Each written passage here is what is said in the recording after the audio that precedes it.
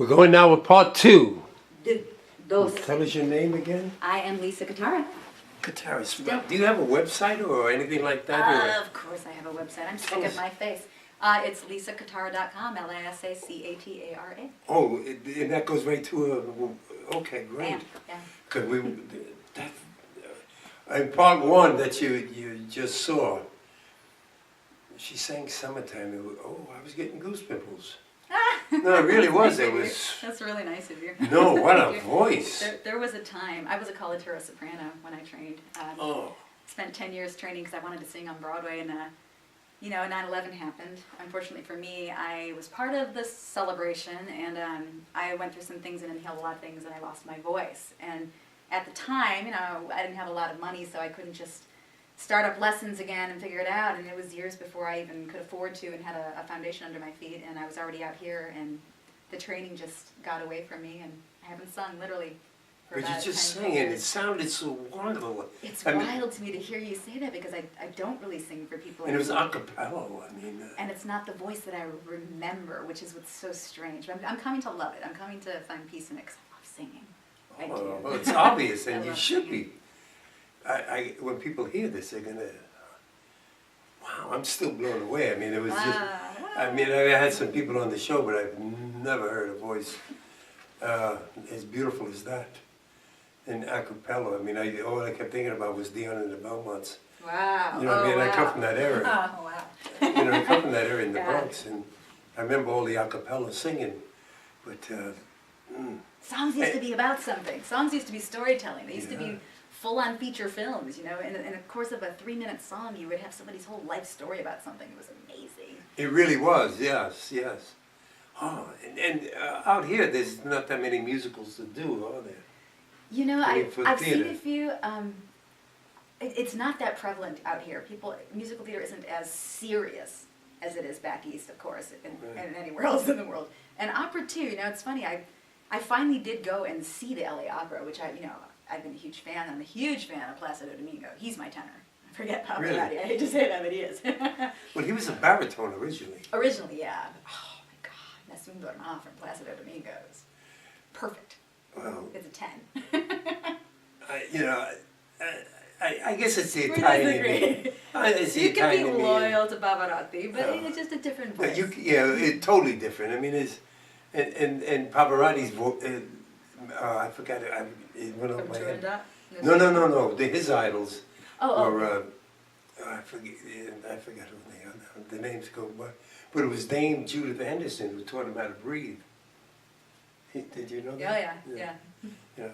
I know the names. Do you know Renee Fleming? Oh, yeah, of course. Renee Fleming studied with the same person that I did at Eastman. So I literally got to kind of stand in her shoes and kind of go through the energy that she went through. And she's one of my favorite sopranos ever. Well, the one I was telling you earlier about, her name is Liyu. That's how you spell her name. Liyu, I guess. She's getting ready to go sing for the Pope. And she's from China. I'll Facebook you, and you can Facebook her out there. And some of her songs are on there from I look forward to hearing her voice. Oh, yeah, please, I will. I probably have, as a matter of fact. Send it to me. I'd love to hear Yeah, that. and she's very young, beautiful. Wow, good for her. Yeah, really, a very... To be young and beautiful in And the she industry. is, right? Looking at you, and your voice, and you should be, wow. I'm sorry, folks, if I'm a little slow. I'm just still blown away from what this Oh my gosh. young lady's voice. So let's get back to acting. Yeah. Well, you know what? You grew up in Cleveland Yes, now. I did. And Little Italy over there is... Yes, I did. We're talking about opera and singing. I sang and a the little opera in arts. Little Italy, too. Did you really? My cousin Terry Tarantino at La Dolce Vita, I worked there when I was 15, 16, 17 years old, and he had an opera night, which he, I think to this day, still has. I think they do still. Yeah, I remember seeing that opera night, yes. He let his little old cousin get on up there and sing. That's a It's nice very nice of restaurant, him. yes. Right on the corner. Yeah. Oh, I was spoiled. I had great music. He had flamenco dancing there at one point. It was perfect for me. There is a lot of things that go on and over in that. I love it there. If I ever had to move I sure anything. have. There's a lot of things going on in Little Italy. There is, but it's a wonderful place to live and be part of. when I go there, I go to Angelo's. They treat you good, don't they? Like family. I mean, Yeah. and no matter what restaurant you go there, you'll be treated like family. Absolutely, that's how Italians do it. Yeah, that's it. That's all and it's I remember. amazing. And I was there for the feast 2 years ago. Ah. But I mean, you have a lot of that in you, that culture, that gift. I have a lot of that in me because of my grandparents and because of how I was raised, but also I've got a really good Midwestern vibe about me. I mean, I did live in New York for 10 years, and that's where my career took me, but I'm Cleveland through and through, and I'm so proud of Cleveland, Ohio. There's so many amazing things about my hometown people don't know. Yeah. They think of the lake catching, or they say the lake, or they say I don't know what they say. The river caught on fire, let's just be clear. Yeah, oh yeah. It wasn't the lake. And Cleveland's an amazing cultural phenomenon. It really is truly one of the top 3 cities in America for culture. It's, when I lived there, people used to say, why do you like Cleveland? I used to tell them, there's no traffic, But I mean, Well, yeah. the culture there is, I mean, Paul Newman and all of them come from Cleveland. And Journalists, actors, presidents, and Grover Cleveland has a house there. That's right. And the people there, a lot of old money, the Rockefellers and all of that. Yeah, it's changing a little bit now. I see that with the Cleveland Clinic kind of taking over the city, but yeah, they're still there. The family. But they do have good theater there too. Terrific. Ask Tom Hanks. Terrific theater in Cleveland, Ohio. They do. I was teaching there, Nice. and a lot of talent there. I enjoyed teaching there, but It's a great city to grow up in and to raise kids in, and there's a lot of inspiration everywhere. We have one of the best art museums, one of the best, if not the best orchestra in the world. We have several halls of fame. It's an inspirational city, and if you know that, you can take advantage of what's there. now there's a lot of work being done, a lot of films and stuff. Yeah, we out have of been reading Cleveland. a few. Yeah, it's a little tricky. You would think that somebody with a home in Cleveland, Ohio could kind of get considered for some of these projects, and God bless my agents in Cleveland. I love you, Doherty. It was impossible to get considered for any of the projects really that were going on there. And even as a stunt woman, the issue of local hire, despite having a home there and being able to live there on my own, I was not even nodded at. They hired their friends and family members and whatnot to work on it. Yeah, that's one thing about this business that hasn't changed, especially when it comes to amateurs. Nepotism? Yeah, well, not only that. Yeah, I went there years ago and I was watching student films, and they were so bad. Not student films. I saw you mention that on your show. It was so bad. Really? You said the talent pool was just lacking there. Well, because they put money into everything but the acting. They hired their friends. So here I am. I'm trained in Los Angeles, California, Hollywood, California, where I live. I have a great resume. I'm on IMDb. I've worked. I'm experienced. And I'd love to come home to Cleveland, if you're listening, Film Commission, and spread that wealth of knowledge and work in the hometown that I love so much. Let me. Let any of us, because you can impart so much wisdom on that community and make it so strong. I truly feel that Cleveland's a great place to start a studio. Oh, I wanted to do that so much. Let me tell you something. 15 years ago, I told people when I was in Cleveland, if you start a studio here, you'd own this town. You would own Cleveland, because it was right for it. It's close to New York, Chicago, Detroit, even LA. Great place. It's like Four in the middle. Seasons, And- infinite resources. Oh, right, and the locations are there, Yeah. the people there, the unions are there, and it's just, Well, it's still a great town to do that. But you're right, and people don't understand, when they're making films, the last thing they think about is acting, because they think anybody can act. I don't And when you look at their Do films, you mean production? Or yeah, I'm talking about Got it. these producers and the people that are making the films. It's a business. We're in different Well, the business, mindsets. they'll pay for a cameraman, they'll pay for a set, but they don't want to pay for an actor because they believe anybody can act. That's what I'm trying to point. They pay for actors when it comes to getting their A-list talent involved to try to And attract then they more. bring anybody else. Yeah, it's just a different game. It is, but it's always been that way, that people look down, unless you got someone who's been in acting, is directing and producing, then they want to get talent. But most people believe anybody can do that. I got to tell you, from my seat, and my inbox, and who am I, is filled daily with directors, crew members, stunt people, actors that are trying to find work, and there's some extraordinary talent out there, living like gypsies, going from city to city now, trying to stay relevant and keep their careers alive. I read that, yes. Yeah, very, very true. It's frightening right now. Just trying to keep their families provided for, So that trickle down is pretty heavy. But also, I mean, you think of the industry, there's two different kind of businesses going on. There's us, we're the actors, and we are a business, and you should consider your career a business. And we make the decisions that are business smart to get our careers rolling and to stay relevant. But especially right now, where producers aren't necessarily in the industry, there are people with money that realize that it's a great investment to put $1 into film as opposed to going to the stock market because of the tax breaks. They don't have the knowledge, and it's just a business mindset where their decisions are primarily made on how they can save money, what's the best amount of investment into who to make sure they can get a return fed. It's just business decisions. You're 100% right. It's not personal. Upstairs I have maybe about 25 different pair of shoes, and very expensive shoes. And they've lasted me now maybe 20, 25, some of them up there 30 years. Made well. Made well. Italian? Oh yeah. Yes. and English, and but what I'm saying is that when people invest and they do in a product, and you pay for what you get. You don't realize do get what you pay for, right? Without a doubt. When it comes to box office hits, they go with the person that managed to pull in a return, and that's smart business sense. Hey, this ad campaign worked the first time really well. Why change it? Let's go ahead and do it again. You see the same movies being redone over again, old shows coming back and getting resurrected. The formula worked. The formula worked, and the imagination is not there.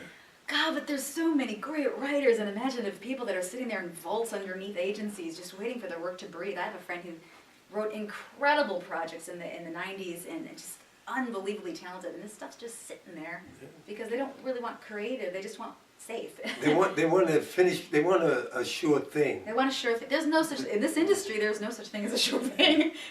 There really isn't. I mean, maybe there's deals being made that are, let's just wipe our hands and move on, but the only outlet we have left now is the independent.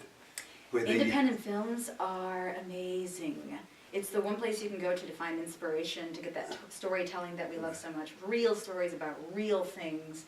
I mean, and I'm seeing a huge movement now for actors and directors that are wanting to produce on their own those projects because they mean something. Not only that, it's the only way they're going to get work today is if you do it yourself. And it's the only reason they're going to work is that they make their own content. It really is. I mean, and if you look around, the good films that I do see are usually the independents. And if you have a good script, you'll get people like Judi Dench and all the rest. They'll do it.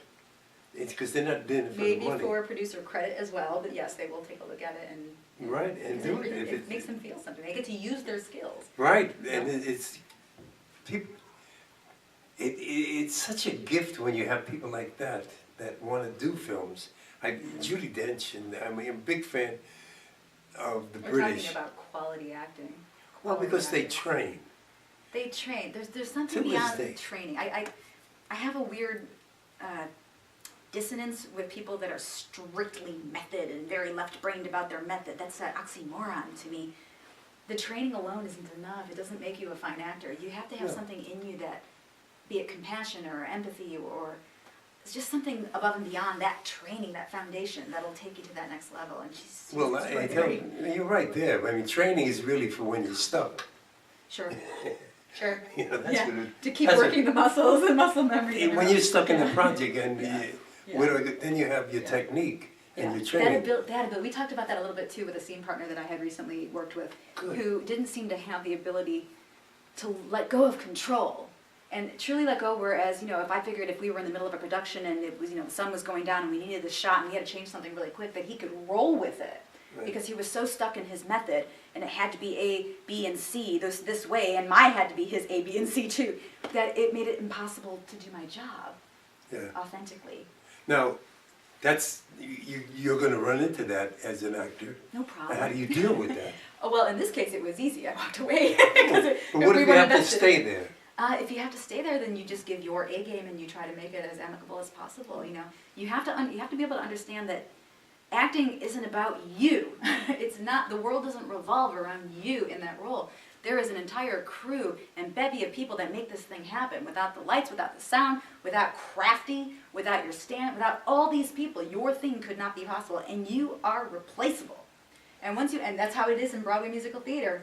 Next. And as long as you understand that and you truly value the experience and the opportunity and bring your A game, things go well. So if you're in that moment and you know that you're there with your A game and you're prepared and you can rely on those mental faculties and all the lessons that you've learned, People throw snowballs at you.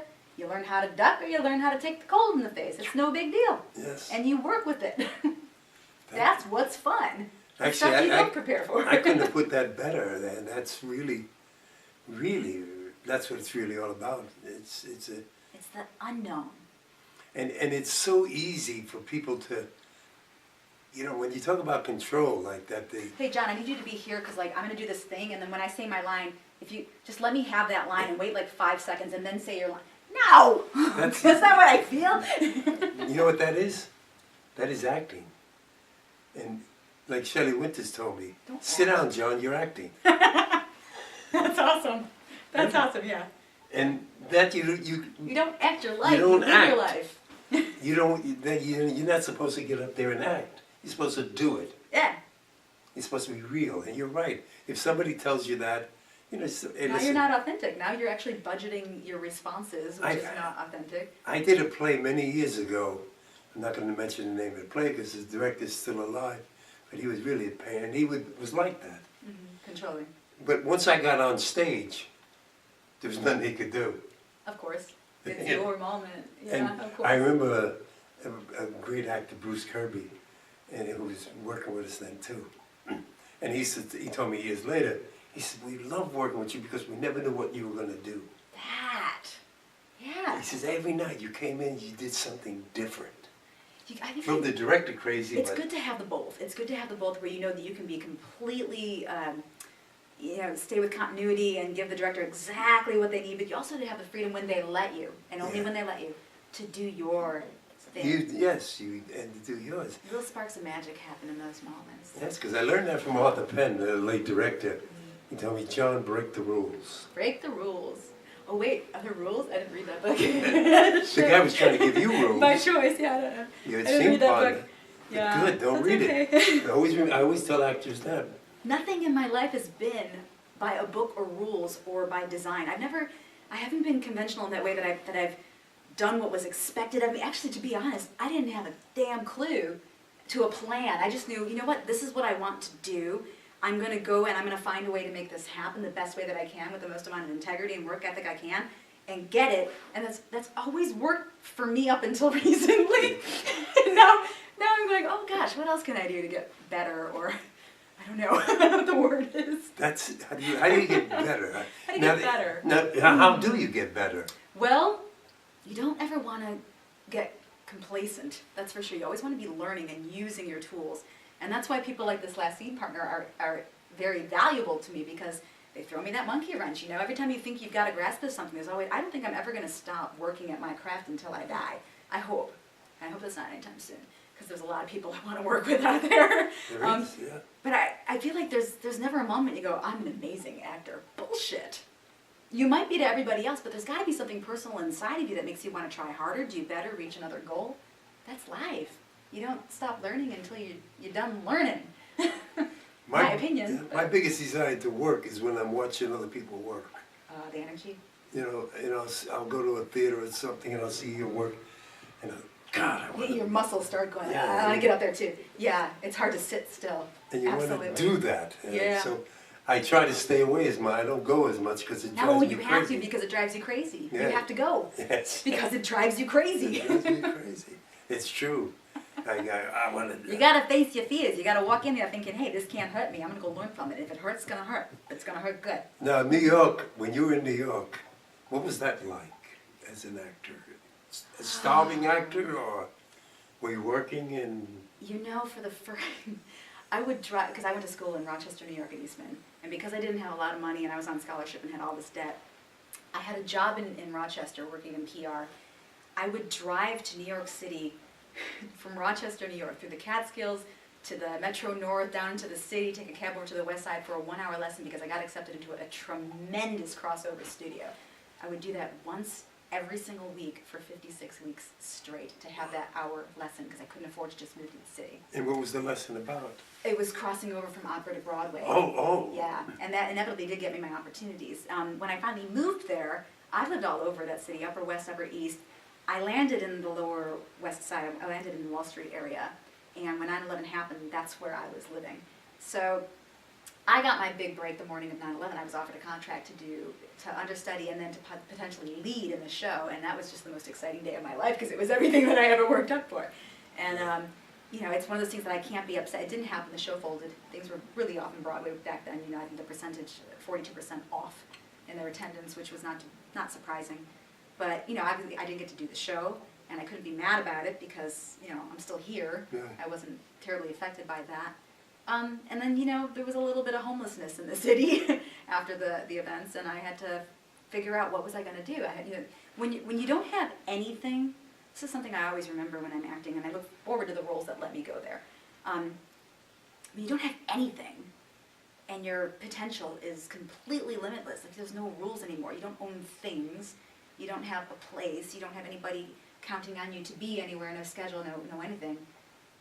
You're free to do whatever you decide to do. And that moment is just wowing.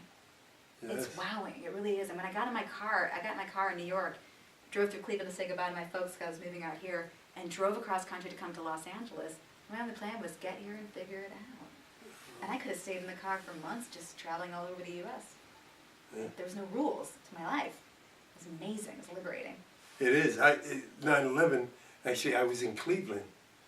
I was going to come to New York because Actors Studio was opening that day. You know, I'd been closed for the summer. Wow. So it's funny. I was going to drive into New York. I was in Cleveland when then I decided that, and then this 9/11 happened. It's surreal when you watch it on TV. Very surreal. It really was. When you go back there. So I have a very strong connection to people and emotions and what they're going through in their life. I'm very, very intuitive to human beings. I can sit next to complete strangers and literally feel what they're going through. Could be that worry or cancer. It could be anything. It's a strange thing. Do you consider that a gift? Hold this from the. I do now. Yeah, I do now. Now I consider it a gift because it enables me to understand where people are coming from. Because like I said, there's two reasons why people do things. Once you understand that we're all pretty much fundamentally the same, we're not that different, it helps to be able to listen as much as you talk. And to understand where somebody's coming from so you can cohabitate with them, so you can work with them, so you can be a part of that moment that you are both in that now and appreciate it. That's it. I was going to say that's a gift, but it's also a wonderful tool as an actor. Definitely. Because acting is really reacting, listening, and you seem to be a good listener. Listening to the outside, of course, because that affects what your next move is, of course. But also listening to your inner voice, because that gut stuff comes up too. What is the inner voice like? Okay, so the audience understands your inner voice like. My inner voice can get noisy. When I find myself when I've truly done the work in a role, and the character across from me gives me an energy that triggers something from my past in that moment, I listen to it. Because that's what's real in that moment, and I see where that's going to take me. Well, if I was about 40 years younger, I was just looking at you and I was saying, God, you have these, you can't take your eyes off your lips, you know? Thank you, I think. No. Well, you are listening to me, so I appreciate that. I'm listening, and I'm looking, I'm saying to myself, but I wasn't totally listening. I remember that. You're a man. No. It had nothing to do with being a man. I said, what? Oh, beautiful. You know, I'm looking at you as the camera. I must just love you. I'm very blessed that way. I've been told, you know, I'm very lucky that it just so happens the thing that I love to do for a living. I don't look awful doing it, I guess. So. Yeah, because hold this, because I'm going to, because, you know, when I say listen, I remember Shelley Winters one time at Actors Studio was talking about that. And she says a lot of times, and what she said made sense. Because when you're listening, and sometimes you're talking in your head. Yes. While I'm talking to you, telling you to do something. And she pointed out, well, you're not totally listening to me then, are you? It's true. You know? She's right. No, yeah, and everybody thought she was crazy. They said, well, when you stop to think it. You know what I mean? She was right there. She was telling you, you're not totally listening to me. I have a feeling that most people listen with the intention of responding. That's the word, yes, because you are responding in your head. We make things about us instead of listening and connecting with people. And I don't know if that's just a fear that humans have adapted, over the century. I don't know what that is, but most of the time, people really want so much to be heard that it gets in the way of their connections, the real connections with other human beings. Yeah, that's really true. You can't grow without that. You can't grow on your own if your opinion is the only one that you ever have. I like that when you said we're listening to respond. That's I never. Yeah, listening with the intention of responding instead of listening to hear you, to truly hear you and know where you're coming from. Yeah.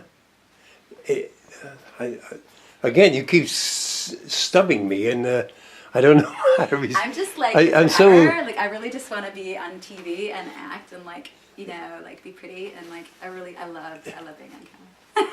Now, what is your favorite roles to play? I mean, or who do you look?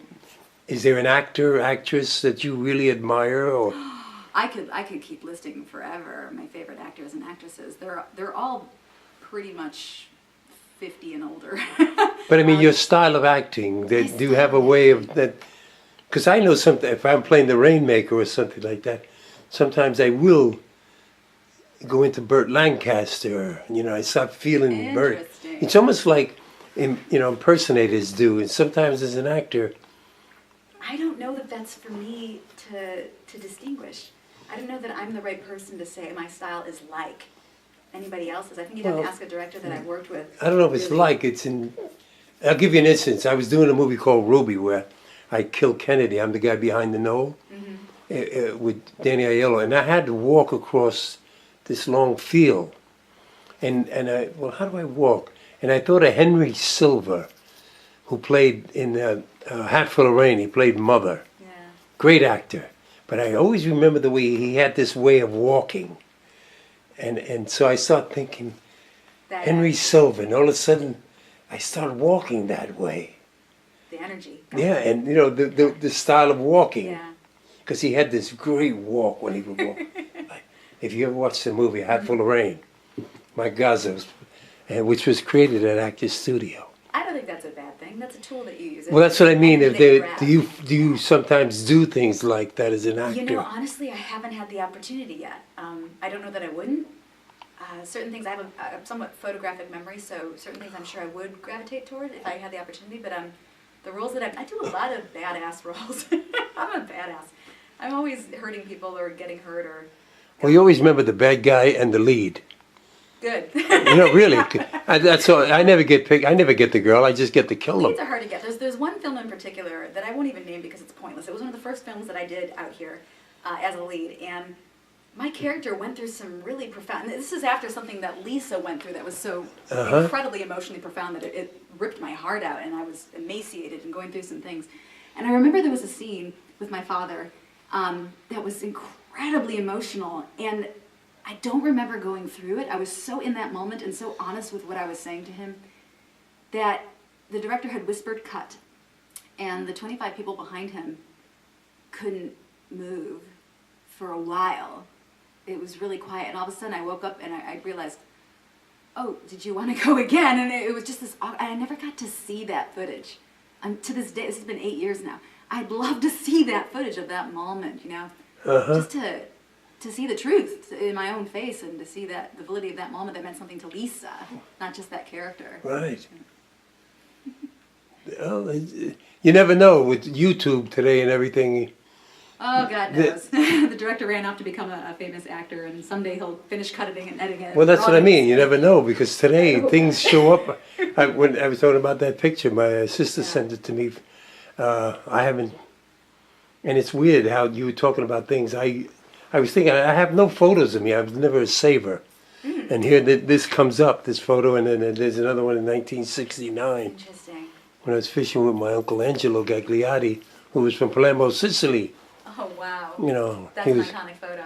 It was great. I mean, but those scenes you're talking about, I did some work in that you'll never see again.